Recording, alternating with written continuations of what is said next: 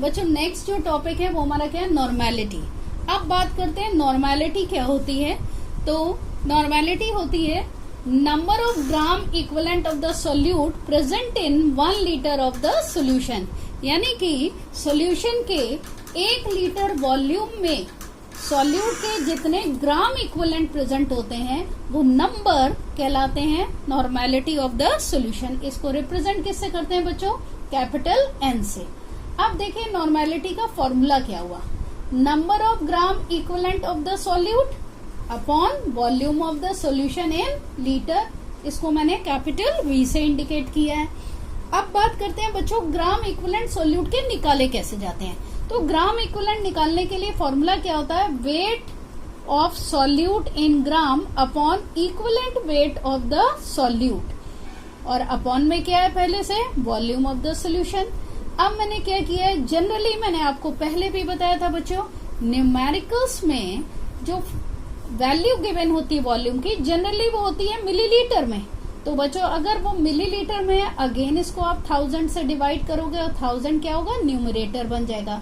तो नॉर्मेलिटी का फॉर्मूला क्या हो गया, W into 1000 upon equivalent weight into volume. Clear है बच्चों। और इसकी यूनिट क्या होती है, इसकी यूनिट होती है कैपिटल N। बच्चों अगर आप यहाँ देखें तो W इंटू 1000 अपॉन V, यहाँ ये हमने पहले कहाँ पढ़ा था, आपको याद आया, ग्राम पर लीटर कंसंट्रेशन। तो इससे एक फॉर्मूला और बन गया, gram per litre concentration upon equivalent weight. अब बच्चों अगर न्यूमेरिकल में वॉल्यूम की नॉर्मेलिटी की बात ऐसे करी गई है, कहा गया सेमी नॉर्मल है तो उसकी नॉर्मेलिटी कितनी होगी, n/2। और अगर डेसी नॉर्मल है तो कितनी नॉर्मेलिटी होगी, n/10। सेंटी नॉर्मल है तो नॉर्मेलिटी कितनी हुई, n/1000। अब जब आप वैल्यू रखते हो न्यूमेरिकल्स में तो ध्यान रखिएगा ये 1/2 रखोगे, इसको 1/10 रखोगे, इसमें 1/100। ये n क्या है, it is the unit. Clear है बच्चों। नेक्स्ट हम ले रहे हैं नॉर्मेलिटी इक्वेशन। क्लियर। अब इसको ये मैंने क्या किया है, सपोज करिए एक सोल्यूशन मेरे पास है, उसकी नॉर्मेलिटी है n1 और उसकी क्वांटिटी जो वॉल्यूम है मेरे पास वो है वॉल्यूम V1, और मुझे उसको किसी दूसरी नॉर्मेलिटी के सोल्यूशन में चेंज करना है। तो हम क्या करेंगे, उसमें सॉल्वेंट यानी कि वाटर ऐड करेंगे। तो कितना वाटर ऐड करना है वो हम इसके थ्रू निकालते हैं। तो क्या होता है, N1V1 इक्वल टू N2V2। ये डाइल्यूशन से पहले की नॉर्मेलिटी और डाइल्यूशन से पहले का वॉल्यूम, ये डाइल्यूशन के बाद की नॉर्मेलिटी, ये डाइल्यूशन के बाद का वॉल्यूम। ठीक है बच्चों। नेक्स्ट हम ले रहे हैं कि मान लीजिए कि कोई हम 2-3 सॉल्यूशन मिक्स कर दें। अगर हमने सपोज करिए कि कोई मैंने एसिड लिया, फॉर एग्जांपल सल्फ्यूरिक एसिड, उसका मैंने 2 सॉल्यूशन मिक्स किए जिनकी नॉर्मेलिटी अलग है, वॉल्यूम अलग है। तो अब जो मिक्सचर मिला उसकी नॉर्मेलिटी क्या होगी, तो देखिए कैसे निकालेंगे बच्चों।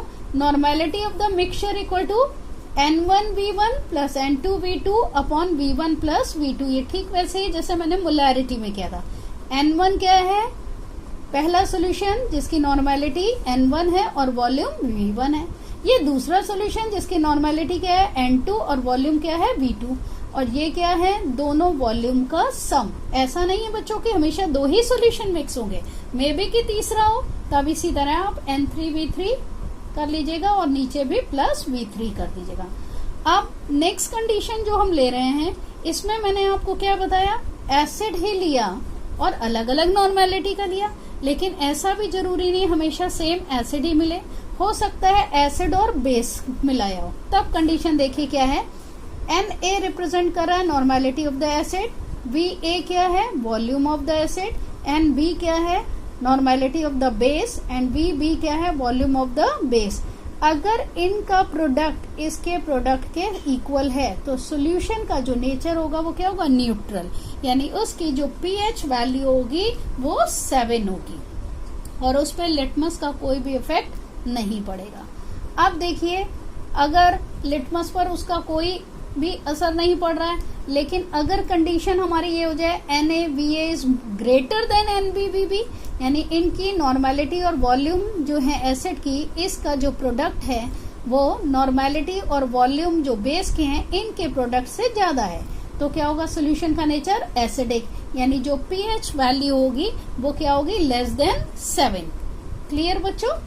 अब नेक्स्ट कंडीशन ले रहे हैं, अगर नॉर्मेलिटी और वॉल्यूम ऑफ एसिड इनका जो प्रोडक्ट है वो नॉर्मेलिटी और वॉल्यूम जो बेस का है उसके नॉर्मेलिटी और वॉल्यूम जो बेस का प्रोडक्ट आ रहा है इसकी वैल्यू इससे ज्यादा है, तब क्या होगा बच्चों सॉल्यूशन का नेचर कैसा होगा बेसिक या एल्कलाइन, यानी जो पीएच है वो क्या होगी 7 से ज्यादा।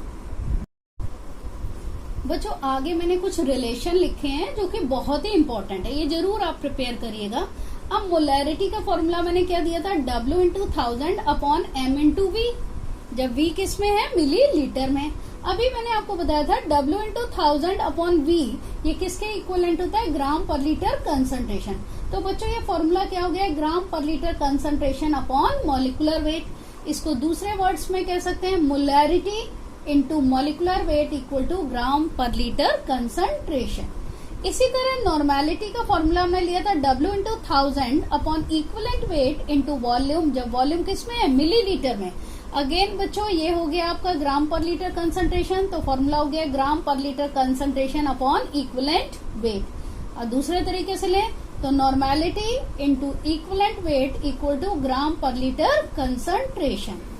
अभी इससे पहले हम लोगों ने मोलैरिटी में रिलेशन लिया था, अब हम रिलेशन ले रहे हैं नॉर्मेलिटी और मोलैरिटी में।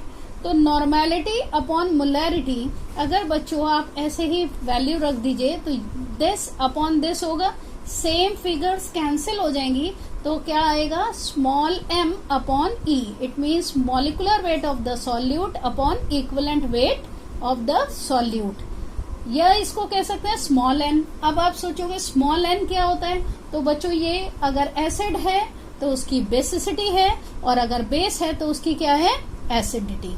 एसिडिटी और बेसिसिटी क्या होती है एक बार रिवाइज करा देते हैं।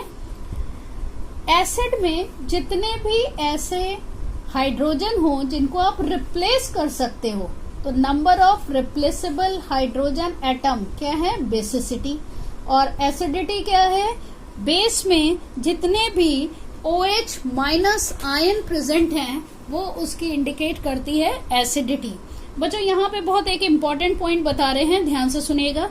जनरली क्या होता है HCl लेते हो तो आप कहते हो एक हाइड्रोजन है तो बेसिसिटी कितनी है 1 है। H2SO4 लेते हो तो कहते हो 2 हाइड्रोजन है इसलिए बेसिसिटी 2 है। बात करते हैं फास्फोरिक एसिड H3PO4 3 हाइड्रोजन है तो बेसिसिटी कितनी है 3। अब हम फास्फोरस एसिड की बात करते हैं H3PO3, तो बच्चों याद रखिएगा ये बहुत ही इंपॉर्टेंट है, तो उसकी बेसिसिटी 2 होती है। आपको 3 हाइड्रोजन दिख रहे हैं लेकिन तीनों हाइड्रोजन रिप्लेस नहीं हो सकते, केवल 2 रिप्लेस होते हैं। इसी तरह अगर हम H3PO2 की बात करें, इसमें भी आपको 3 हाइड्रोजन दिख रहे हैं लेकिन रिप्लेसेबल हाइड्रोजन कितना है 1, इसलिए इसकी बेसिसिटी कितनी होती है 1। एसिटिक एसिड CH3COOH देखने में आपको 4 हाइड्रोजन मिले लेकिन रिप्लेस कितना होगा 1, तो एसिटिक एसिड की भी बेसिसिटी 1। इसी तरह फॉर्मिक एसिड लें HCOOH तो उसकी भी बेसिसिटी कितनी है बच्चों 1। अब हमने नेक्स्ट टॉपिक जो लिया है कंसंट्रेशन का लास्ट टॉपिक है वो क्या है मोल फ्रैक्शन। मोल फ्रैक्शन को जनरली इंडिकेट करते हैं हम X सिंबल से। अब मैंने एक सॉल्यूट लिया और एक सॉल्वेंट लिया, दोनों को मिलाया तो सभी को पता है बच्चों सोल्यूशन बना। ये सॉल्यूट लिया जिसके मोल्स कितने हैं स्मॉल n, और इसका जो ये है XA ये मैंने इसका मोल फ्रैक्शन लिया है। ये सॉल्वेंट है जिसके मोल्स कितने हैं कैपिटल N और मोल फ्रैक्शन कितना है XB।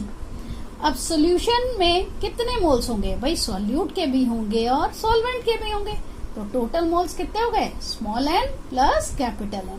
तो मोल फ्रैक्शन क्या होता है, तो बच्चों समझ जाइएगा कि ये क्या होता है कि सॉल्यूट अगर निकाले हो तो सॉल्यूट के moles upon total moles of solution, अगर हम सॉल्वेंट के निकाल लें तो सॉल्वेंट के moles upon total moles of solution. तो इसको अगर आप निकालोगे तो कैसे निकालोगे, देखिए moles of solute small n, total moles कितने हैं small n plus capital N, ठीक है। और स्मॉल n की वैल्यू अगर हमें नहीं दी है तो हम कैसे निकालते हैं बेटा, हमने क्या निकाला था W/M, तो क्या हो गया small w upon small m, यहाँ पे भी small w upon small m plus capital W upon capital M।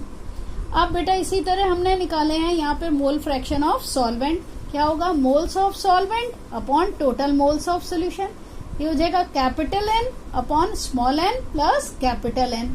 तो स्मॉल n की वैल्यू हमें पता है small w by small m, capital N की capital W by capital M। तो जब ये वैल्यू आप फीड कर दोगे तो आप क्या कर सकते हो, इसमें वैल्यू फीड करके आप कोई भी न्यूमेरिकल को इजीली सॉल्व कर सकते हो। इसमें एक चीज और याद रखिएगा बच्चों कि mole fraction of solute plus mole fraction of solvent, इनका जो सम होता है वो 1 के इक्वल होता है। इसका मतलब अगर हम किसी एक का मोल फ्रैक्शन पहले निकाल लें, चाहे सॉल्यूट का चाहे सॉल्वेंट का, तो दूसरा निकालने के लिए हम उसको 1 में से सब्ट्रैक्ट कर दें तो आराम से हमें आंसर मिल सकता है। Thank you.